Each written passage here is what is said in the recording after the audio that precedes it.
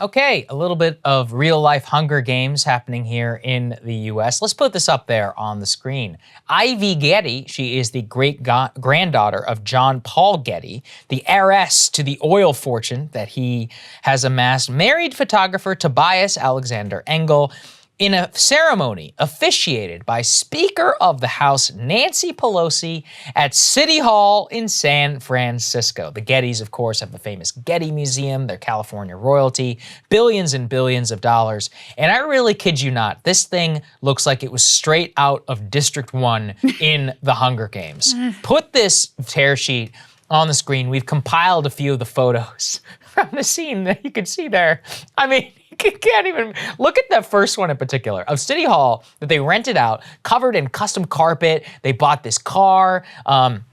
They apparently, and this, you guys really need to go and read this entire piece in Vogue, because they describe it all very matter-of-factly, and they point to guests having these custom picnics and buying personally monogrammed pajamas for every one of the bridesmaids, and there was like a dozen bridesmaids or something like that. I mean, just like gratuitous amounts of wealth spent on all of this, the dancing and, some of the photos that came out. I really do question the self-awareness of a person worth literally billions of dollars having such an ostentatious wedding like this. But the political side of it, you just can't even make this up, Krystal. I mean, San Francisco mayor was there. Nancy Pelosi literally officiated the wedding ceremony for this billionaire heiress in the middle of all that's happening right now in the middle of Washington. Amazing.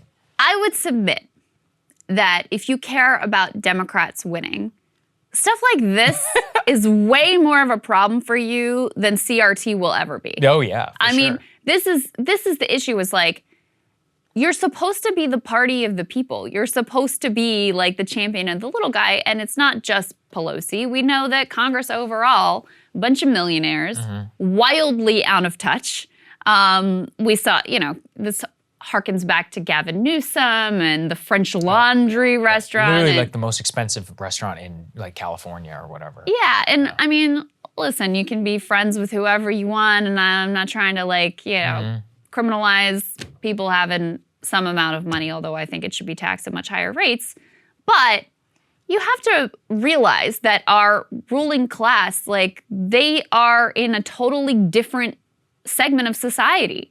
Nancy Pelosi and these other people who are trying to make policy to lift up the lower class, when is the last time she officiated a wedding of a working class person, or had Actually, those people can't get married, Krystal, because they don't have enough money. Any real contact with people outside of that social set. These are their people. And I do think that that's important to realize.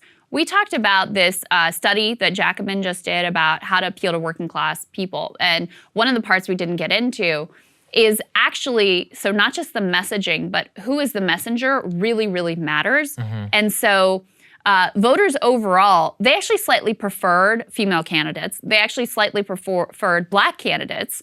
So, your race and your ethnicity, it didn't really make that much of a difference what your gender or your race was. But what they really preferred was working class candidates. And of course, because of the fundraising circuit, the fact that you have to be able to have a whole network of rich people to write you campaign checks to ultimately get into Congress, that's who both parties look to, is the upper class, to elevate as candidates and put into office. So you've had rising diversity. It's not enough. We could do a lot more. But in terms of, race and gender and those sorts of things, we have rising diversity. The number of working class members of Congress, totally flat and almost non-existent.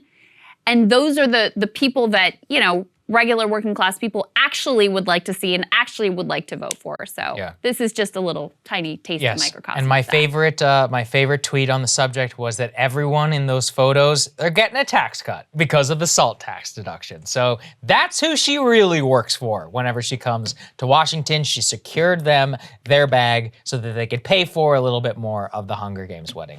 You love to see it. It's kind of funny.